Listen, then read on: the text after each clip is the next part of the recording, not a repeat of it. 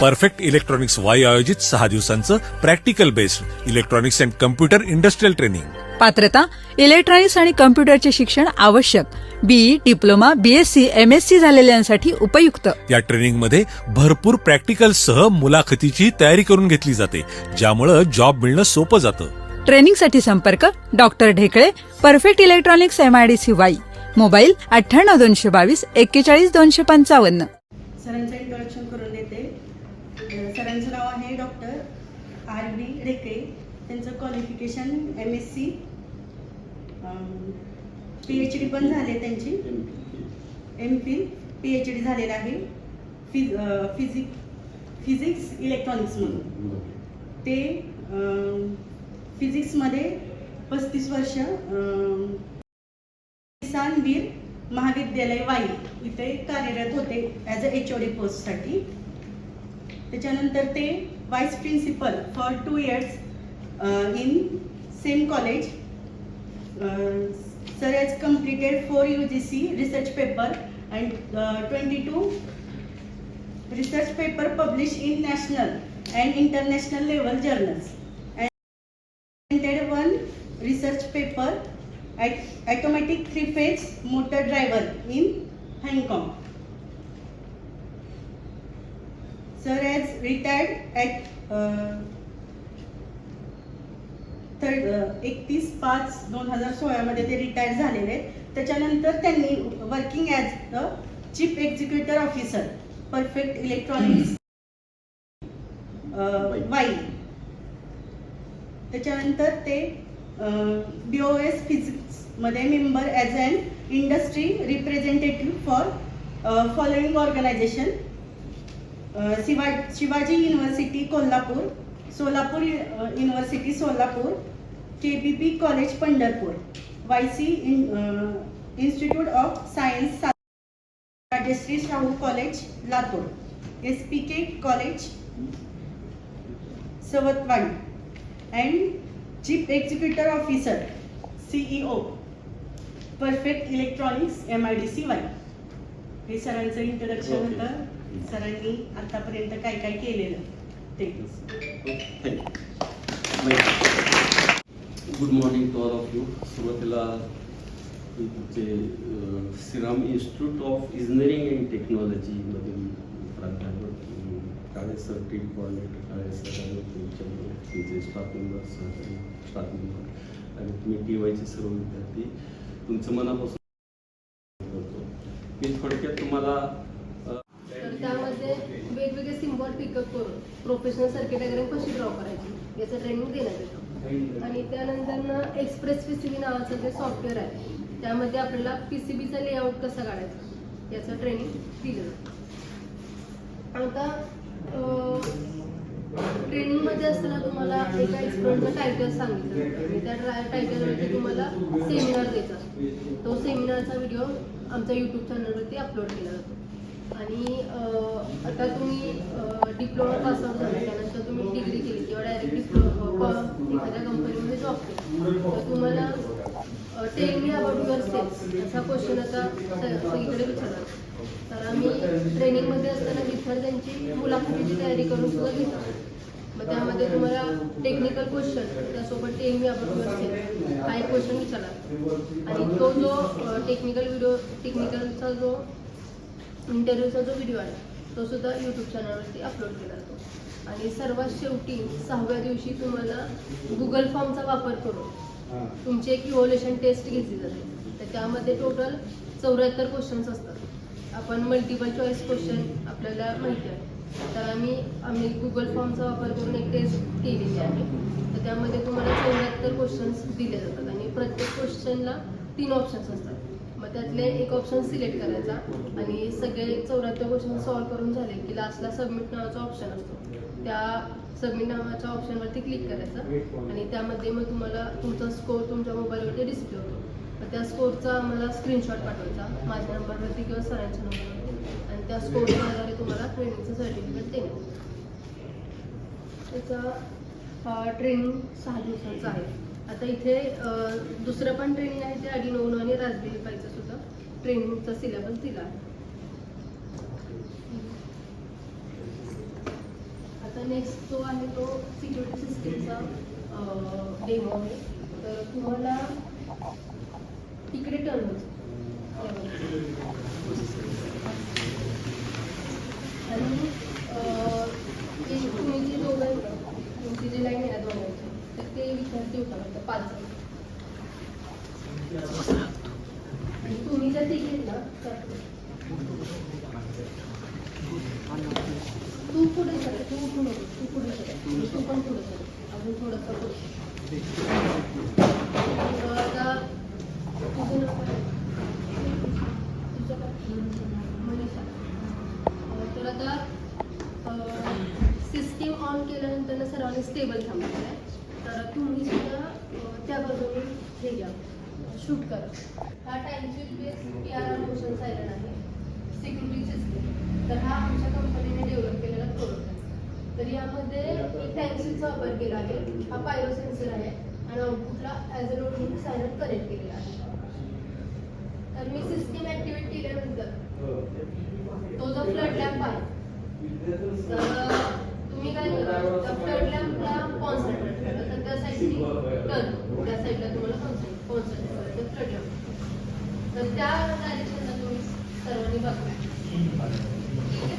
System on केल्यानंतर flood lamp of होईल आणि तुमच्या हातात काही मोबाईल बाजूला ठेवायचे आणि तुम्हाला स्टेबल थांबायचे. साधारण 1.5 मिनिट तुम्हाला स्टेबल थांबायचे. म्हणजे विद्यार्थी सुद्धा, स्टाफ सुद्धा, या रूममध्ये जेवढे नोटस आहेत त्यांनी सर्वांना स्टेबल थांबायचं. जर तुम्हाला बसायचं असेल तर तुम्ही बसून, पण हालचाल कोणती नाही करायची. तर मग डेमो केलं. ठीक आहे, सर्वजण स्टेबल आहेत ना? तुमच्यापैकी एक जण जरी हलला चुकून सुद्धा, मानेची हालचाल करायची नाही, हाताची नाही, कशाची नाही करायची हालचाल. तर मी आता सिस्टीम ऑन करते.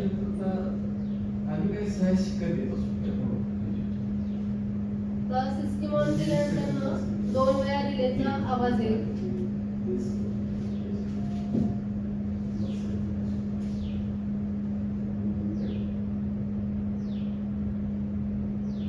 कोणत्याही प्रकारची हालचाल करायची नाहीये.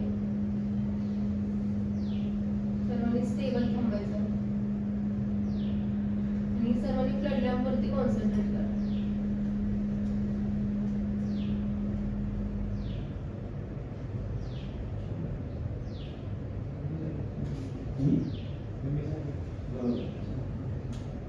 पहिला रिलेचा आवाज झाला आहे.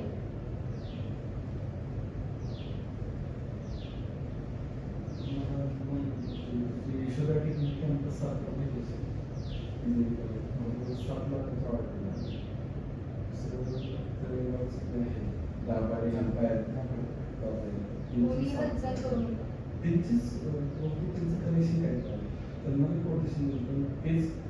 तेच कोटेशन ऑपरेटिंग ऑर्डर केली. आता मला जे ऑर्डर केलं ना, केवळ बोर्ड ऑफ स्टडीमध्ये मी आहे, टेक्निकल गायडन्स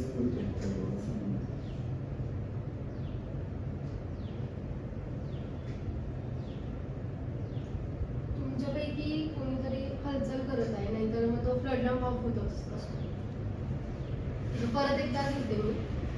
सर्वांनी स्टेबल थांबा. सिस्टीम ऑन करतो. आता मी सिस्टीम ऑन केली आहे. सर्वांनी स्टेबल थांबा. कोणी ये जा करू नका, बाहेर ये जा करू नका.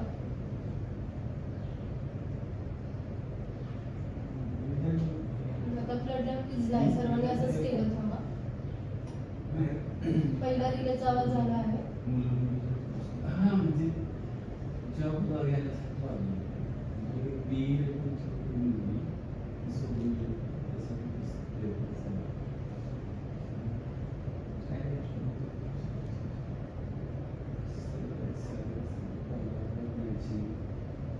आता दुसरा रिलेचा आवाज झाला आहे. साधारण 20 सेकंद आपल्याला स्टेबल थांबायचं आहे.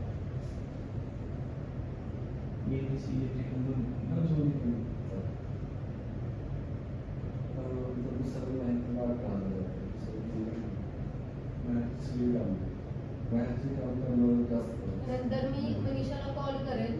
सर्वांनी स्टेबल थांबा. मनीषा आल्यानंतर मनीषा आत ये तू.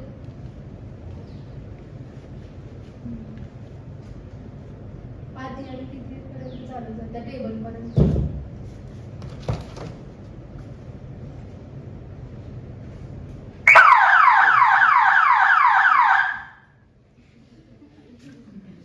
आपण इथे जे student बसतो, तर आपला body temperature हा पहिला sensor आहे. तर आपण त्याच्यावर stable बसलो तर आपलं meditation झालं.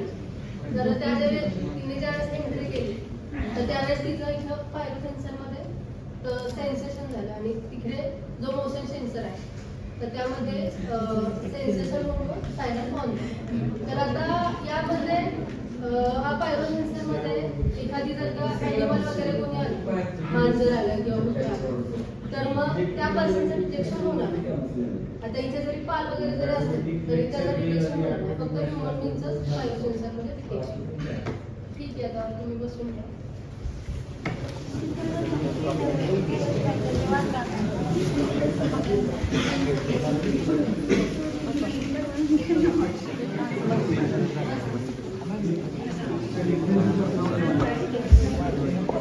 आता नेक्स्ट प्रोडक्ट आहे ते IoT बेस्ड प्रोडक्ट आहे. तुमच्यापैकी IoTचा फुल फॉर्म कोणाला माहिती आहे? आता आपल्याला कॉलेजमध्ये प्रोजेक्ट करायचे असतात, त्यामध्ये काही आपण इलेक्ट्रॉनिक्सचे जे प्रोजेक्ट आहेत ते IoT बेस्ड करत असतो. तर इथं हा IoT बेस्ड वायफाय कॅमेरा आहे. हा IoT बेस्ड वायफाय कॅमेरा आहे. तर इथे आमचं BSNLचं राउटर आहे, त्याच्याशी कॉन्फिगरेशन करून घेतलं आहे. तर कॅमेऱ्याला 5 व्होल्ट सप्लाय दिलेला आहे. तर या कॅमेऱ्यासमोरील व्ह्यू मी जगात कोठेही असेल तर या मोबाईलच्या आधारे पाहू शकतो. तर त्या कॅमेऱ्यामध्ये स्पीकर फॅसिलिटी सुद्धा आहे. तर आता तुम्हाला सर्वांना कॅमेऱ्यावरती कॉन्सन्ट्रेट करायचं. तर आता सध्या तुम्ही पाहू शकता की जी कॅमेऱ्याची जी पोझिशन आहे ती तुमच्या बाजूला आहे. तर मी ज्यावेळेस राईट साईडला ड्रॅग करते तर त्यावेळेस कॅमेरा राईट साईडला मूव्ह होताना दिसतो. ठीक आहे. आता मला लेफ्ट साईडचा पार्ट पाहिजे तर मी सिम्पली इथं लेफ्ट साईडला मूव्ह करते. कॅमेरा सायमल्टेनियसली लेफ्ट साईडला मूव्ह होतो आणि त्या समोरचा जो पार्ट आहे तो मला मोबाईलमध्ये दिसतो. आता ज्यावेळेस मला खालचा रिजन पाहिजे तेव्हा मी वरच्या बाजूला ड्रॅग करणार. कॅमेरा मात्र खालच्या साईडला मूव्ह होतो. ज्यावेळेस मला खालचा भाग पाहिजे तेव्हा मी वरच्या साईडला मूव्ह करतो. कॅमेरा मात्र खालच्या बाजूला मूव्ह. ज्यावेळेस मी खाली ड्रॅग करते तेव्हा कॅमेरा वरच्या साईडला मूव्ह. आता थोड्या वेळासाठी असं कन्सिडर करा की पुण्याला किंवा सातारला आणि मला कंपनीमध्ये काय वर्क आहे किंवा इथे पाहिजे तर इथे खाली ऑप्शन आहेत. स्नॅपशॉट आहे, रेकॉर्डिंग आहे, माईक सुद्धा आहे.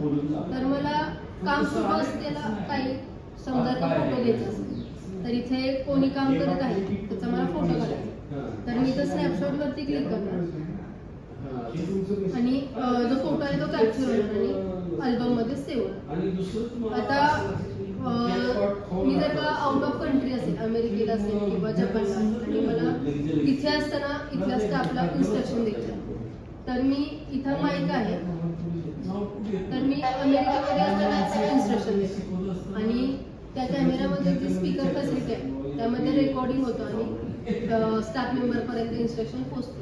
मग त्या स्टाफनी इथे उभं राहून मला आन्सर द्यायचं, त्यामध्ये रेकॉर्डिंग होतं आणि माझ्यापर्यंत ते आन्सर पोहोचतो.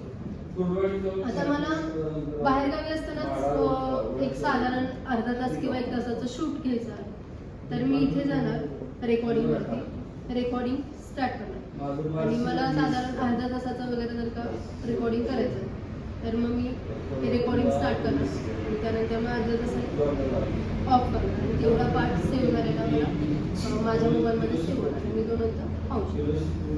तर या कॅमेऱ्याची रेंज किती असेल?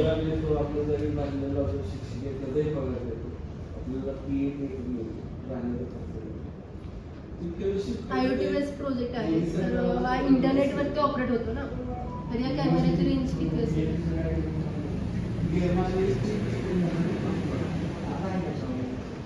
तर या कॅमेऱ्याची रेंज अनलिमिटेड. ठीक आहे.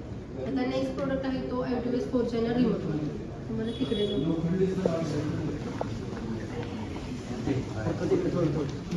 मागे जायचं. हा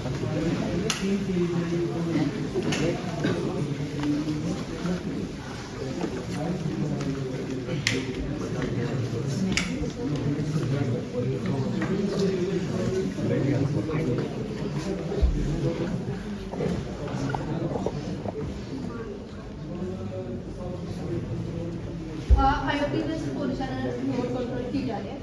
हा लॅम्प 1 आहे, हा लॅम्प 2 आहे, हा लॅम्प 3 आहे आणि हा लॅम्प 4 आहे. यामध्ये आम्ही ESP कंट्रोल कार्डचा वापर केलेला आहे.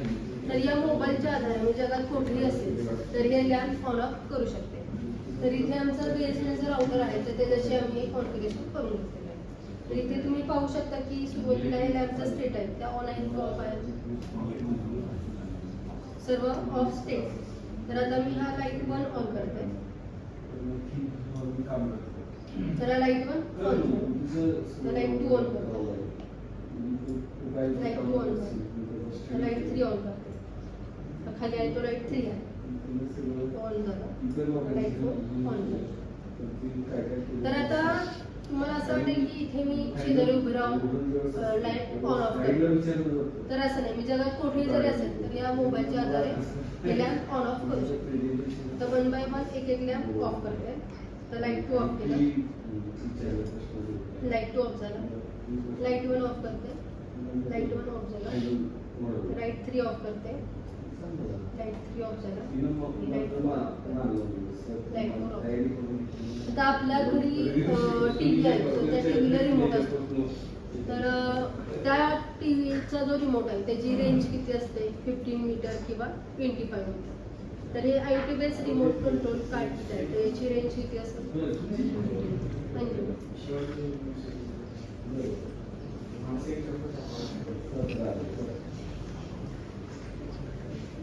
इथे तुम्हाला ट्रान्सफॉर्मर्स कॉलेजमध्ये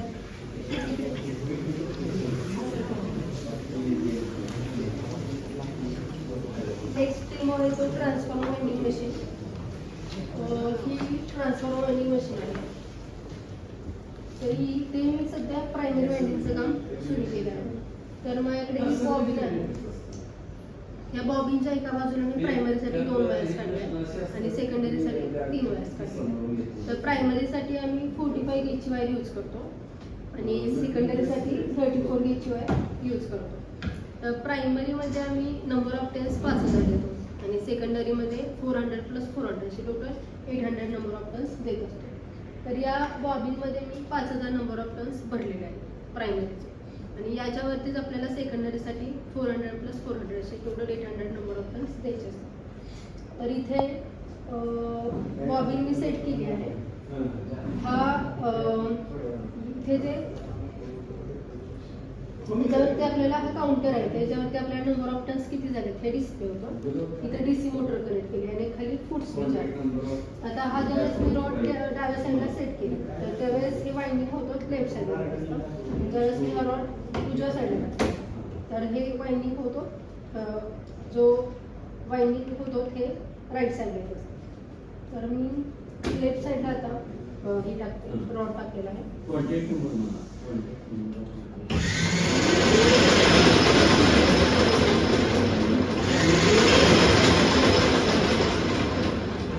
तर आता तुम्ही पाहिलं आहे की वाइंडिंग होतो लेफ्ट साईडला शिफ्ट होत आहे आणि इथं आपण पाहू शकतो की नंबर ऑफ टर्न्स 151 झाले. तर मी अराउंड राईट साईडला टाकते आणि वाइंडिंग स्टार्ट करते.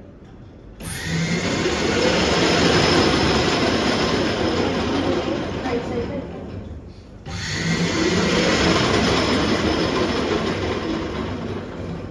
तर इथे तुम्ही पाहू शकता की 297 नंबर ऑफ टर्न्स झाले. तर हा जो ट्रान्सफॉर्मर आहे त्यासाठी आपल्याला ज्यावेळेस आपलं वाइंडिंगचं काम कम्प्लीट होतं तर त्यानंतर आपल्याला लॅमिनेशन करायचं आहे. तर यासाठी आपल्याला 2 प्लेट्सची आवश्यकता असते. तर ही प्लेट आहे ती E टाईप प्लेट आहे आणि या दुसरी जी प्लेट आहे ती I टाईप प्लेट आहे. तर या बॉबिनच्या मध्ये आपल्याला या प्लेट्स बसवायच्या असतात. सुरुवातीला इथं E टाईप प्लेट बसवून होते, अल्टरनेट या E टाईप प्लेट बसवायचे असतात. आपलं बाइंडिंगचं काम कम्प्लीट झाल्यानंतर या प्लेट बसवून घ्यायची आणि या 2 प्लेट्सच्या मध्ये जो गॅप आहे इथे तर इथे आपल्याला ही type plate I type plate बसवायची असते आणि कम्प्लीट लॅमिनेशन झाल्यानंतर ना मग ट्रान्सफॉर्मर अशा प्रकारचा होतो. तर हा 24 व्होल्टचा ट्रान्सफॉर्मर आहे. तर आम्ही आमचं जे पॉवर सप्लाय आहे त्यामध्ये सुद्धा आम्ही हाच ट्रान्सफॉर्मर वापरत असतो. त्यामध्ये त्या पॉवर सप्लायमध्ये आम्ही 7812 व्हॅल्यूचा रेग्युलेटर वापरला आहे. त्याच्यामुळे तुम्ही इनपुट व्होल्टेज जर त्याला 170 वोल्ट टू 270 वोल्ट अप्लाय केलं तर तुम्हाला कॉन्स्टंट 11.9 वोल्ट आउटपुट व्होल्टेज मिळेल. आता हा ट्रान्सफॉर्मर तुम्ही डिमोस्टॅटवरती जर का टेस्ट केलं तर तुम्ही ज्यावेळेस इनपुट व्होल्टेज 170 वोल्ट सेट केले त्यावेळेस तुम्हाला आउटपुट व्होल्टेज 11.9 वोल्ट मिळेल. त्यानंतर तुम्ही 200, 210, 220 असे इनपुट व्होल्टेज व्हॅरी करा. त्यानंतर मग तुम्हाला आउटपुट व्होल्टेजमध्ये 13, 14, 17 व्होल्ट असे आउटपुट व्होल्टेज मिळेल. त्याच्यावेळेस तुम्ही 270 व्होल्ट इनपुट व्होल्टेज अप्लाय कराल तेव्हा तुम्हाला आउटपुट व्होल्टेज 24 व्होल्ट मिळेल. तर हा ट्रान्सफॉर्मर कोणत्या टाईपचा आहे?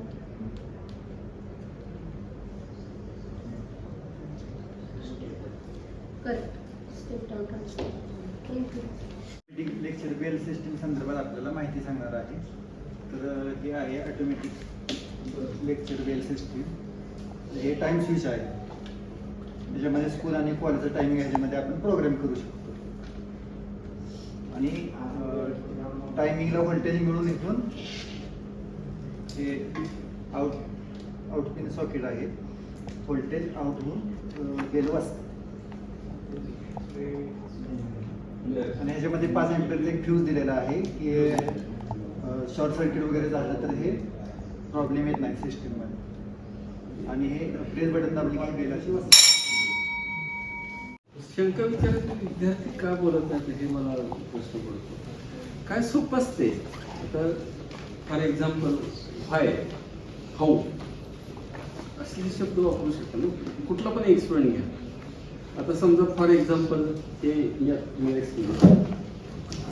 How it happens, why it happens असं म्हणू शकतो ना तुम्ही. काय ह्याचं मला डिस्क्रिप्शन किंवा what is the principle of behind this is. आता तुम्ही security system this happens, why this happens, what is the principle behind it असे ठराविक वाक्य जे असणार प्रश्न कुठल्या पण ह्याला लागू होतात, कुठल्या पण डेमोला लागू होतात. लक्षात घ्या.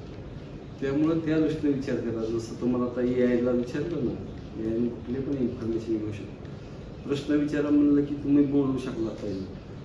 सर कसं काय वर्क होतं तिथं मुलगाला तिथं आम्ही डिटेक्शन होतं काय मी कुठल्या प्रिन्सिपलवर चालू असं तुम्ही विचारू शकता ना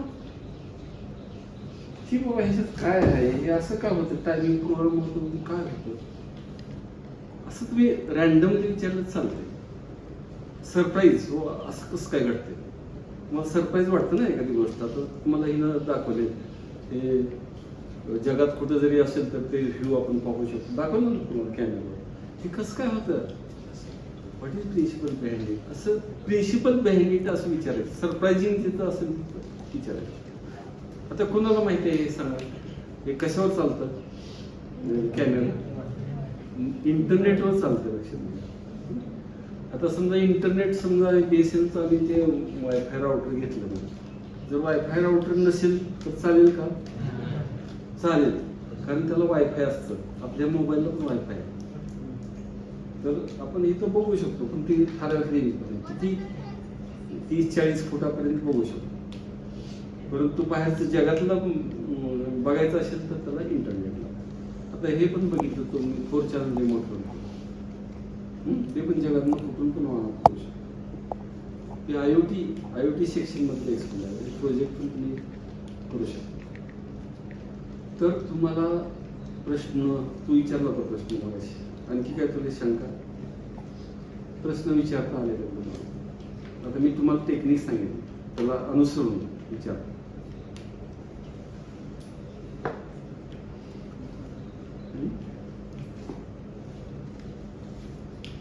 विद्यार्थ्यापैकी अरे तुम्ही बोलकं झालं तर लक्षात घ्या. फायनल इयरला आहे. असंच मेन प्रॉब्लेम होतो जॉबच्या बाबतीत जे आहे ना. विद्यार्थी बोलत नाही जास्त त्यामुळे सिलेक्शन होत नाही. मग एखाद्या ठिकाणी कोणच कॅन्डिडेट मिळत नाही. मग मला सिलेक्शन केलं जातं. मग मला ट्रेनिंग दिलं जातं. मग त्यांचं काम सुरू होतं. तर तुम्ही जरा ऍक्टिव्ह राहायला पाहिजे त्या संदर्भात. आता फॉर एक्झाम्पल तुमच्यापैकी कोणतरी विचार की बाबा जर तुम्हाला प्रश्न विचारला सर कोणतं 3 फेज इन्व्हर्टर तुम्हाला ते वर्किंग सांगितलं तुम्हाला समजलं नाही असं म्हणून विचारा मला ह्याचं वर्किंग समजलं नाही तुम्ही असं तर म्हणू शकता सर हे कुठला प्रॉडक्ट आहे ह्याचं नाव काय मी म्हणणार 3 फेज इन्व्हर्टर हे कसं चालतं सर मग मला हे समजलं नाही की हिरवं बटनचं दाबल्यानंतर चालवतो पण हे सर्किट सिग्नल कसं देतं असे क्युरी तुम्ही पाहिजे तेवढं क्युरी विचारू शकता फक्त तुमच्या धाडच नाही हे लक्षात घ्या तुम्हाला काय वाटतं माहिती आहे का आपण उभा राहून प्रश्न विचारलं आपला प्रश्न चुकतो काय सगळे हसतात का ह्या भीतीपोटी तुम्ही कोण विचारत नाही हा मेन प्रॉब्लेम सांगू शकता कुठलं हे समोर घ्या हे समोर घ्या किंवा हे घ्या सोलर सेलचं एक्सपर्ट आहे अलेक्सा आहे DSO आहे ट्रेनिंग बोर्ड दाखवला सिक्युरिटी सिस्टम हे ट्रान्सफॉर्मर सिस्टम तुम्हाला एकही प्रश्न असं विचार वाटत नाही बघा मला हिंट दिली प्रश्न विचारण्यासाठी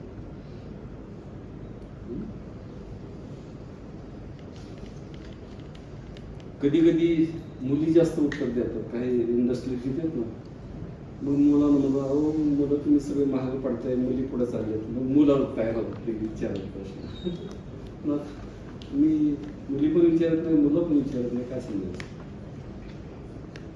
पण ह्या मुलीनं विचारलंय काय तुझं नाव येस तुला विचारायचं काय ऍम्प्लिफायर मध्ये व्हॉइस रेकॉर्ड करून लावला ह्याच्यामध्ये म्हणतो ना ठीक आहे ना चांगला प्रश्न विचारला त्यामध्ये जनगण राष्ट्रगीत जे आहे ना ह्याच्यात ते एक सिंगल ऑडिओ क्लिप भरावा पेन ड्राईव्ह ते पेन ड्राईव्ह तिथं लावलं त्यामुळं डबल तुम्ही जर म्हणला ह्याच पेन ड्राईव्हमध्ये राष्ट्रगीत परत तुम्हाला वंदे मातरम भरायचं म्हणलं तर चालेल का तर नाही चालणार एकच ऑडिओ क्लिप कुठली पण असेल त्या टायमिंगला वाजणार आमचं दुसरं मॉडेल आहे हे असले जे टाइम स्विच आहे ना हे डबल टाइम स्विच वापरलं की वंदे मातरम पण ॲटोमॅटिक नंतर डबल टाइम स्विच वापरलं चांगला प्रश्न विचारला काय तुझं नाव प्रथमेश दळे असे विचारायचे प्रश्न विचार आधी कोण आहे का मुलींपैकी चुकलं तर चुकलं विचारा आता हे जे सिक्युरिटी सिस्टीम त्याचं प्रिन्सिपल काय माहिती तिथं मोशन सेन्सर आहे ते चौकोनी दिसतं ना भाग त्या चौकोनी भागात एक रेक्टँग्युलर सेक्शन दिसतो बघा तिथे एक व्हाईट कलरचं एक स्क्रीन लावलेलं आहे ते पायरो सेन्सर आहे त्याचं प्रिन्सिपल काय माहिती आहे का आपल्या बॉडीचं जे टेम्परेचर आहे त्याचे वेव्ज असतात ते वेव्ज तिथं जातात आणि ते डिटेक्शन काय होतं मात्र जर मी मुव्हिंग असेल मुव्हिंग झालं की तुम्हाला डॉपलर इफेक्ट माहिती आहे त्याचे वेव्ज कॉम्प्रेस होतात तशा समजा मी इथून असं चालत चाललो माझे वेव्ज बॉडी टेम्परेचरच्या करस्पॉन्डिंग वेव्ज असतात टेम्परेचर वाढले की फ्रिक्वेन्सी बदलते मी जर असं चाललो तर तिथं चेंज डॉपलर इफेक्ट आहे चेंज हा तेवढा डिटेक्ट होतो इथं एक मुलगी इथून इथं अशी आली बरोबर तिच्या बॉडीच्या टेम्परेचरची वगैरे ती चेंज झाली तेवढंच डिटेक्शन होतं त्यामुळे ती सिक्युरिटी सिस्टीम वापरली ती तिथं जवळ गेल्यावरती ऑन झालं म्हणजे पाठीमागे हिथं नाही हा बरोबर तर तिचे ठराविक त्याचे वेव्ज कॉम्प्रेस झाला आता ते इथून आणि तुम्हाला हे पण सांगतो चोर जो चालतो ते काय हळूहळू येणार तर चोर हळूहळू डिटेक्शन होत नाही लक्षात घ्या हळूहळू जर मी असं आलो तर ते डिटेक्ट करणार थोडं बऱ्यापैकी असं चाललं पाहिजे तरच ते डिटेक्शन होतं कॉम्प्रेस वेव झाले पाहिजे आणि ती सडन चेंज डिटेक्शन बरोबर जो पण प्रश्न बरोबर आहे हळूहळू येणार चोर पण तेव्हा भीती पण असते चोरी ही कमीत कमी वेळा झालेला आहे चांगला प्रश्न विचारला आणखी तर हे तुम्हाला आता डिप्लोमा झाल्यानंतर तुम्ही काय पुढे करत असते? डिग्री ना? डिग्रीला ॲडमिशन घ्यायला काय हरकत नाही. आणि तुमचं ANTC मध्ये जास्तीत जास्त इलेक्ट्रॉनिक्समध्ये वाहून घेतलं तर पूर्ण कुठं तुम्ही आता बिझनेसमध्ये जास्तीत जास्त लक्ष घाला. प्राध्यापिका होणार म्हणजे थोडं अवघड पण झालेलं आहे. जॉब मिळतात तुम्हाला, परंतु आत्ताच आम्ही काळे सरांची चर्चा केली, प्राध्यापक व्हायचं म्हणजे खूप पैसे भरावं लागतात, ऑर्गनायझेशनमध्ये जास्त. बिझनेस कसं सुरू करता येईल त्याच्यावर जास्त विचार करतो. पण त्याच्यावर नाराज न होता अभ्यासात जास्तीत जास्त लक्ष घालून जेवढं तुमचं हायर क्वालिफिकेशन असेल त्याप्रमाणे पगार मिळतात. लक्ष द्या. आता तुम्ही डिप्लोमा होऊन नोकरी करायचं म्हणलं तर पेमेंट त्याप्रमाणे मिळते. लक्ष द्या. तुम्ही डिग्री मिळवली, पेमेंटचा थर वाढतो लगेच. पुढं तुम्ही ME केलं तर पेमेंट त्याप्रमाणे मिळतं. हायर एज्युकेशन ज्यांची परिस्थिती आहे शिकण्याची, ME पर्यंत करा, PhD पर्यंत करा. उलट हायर एज्युकेशन कधी पण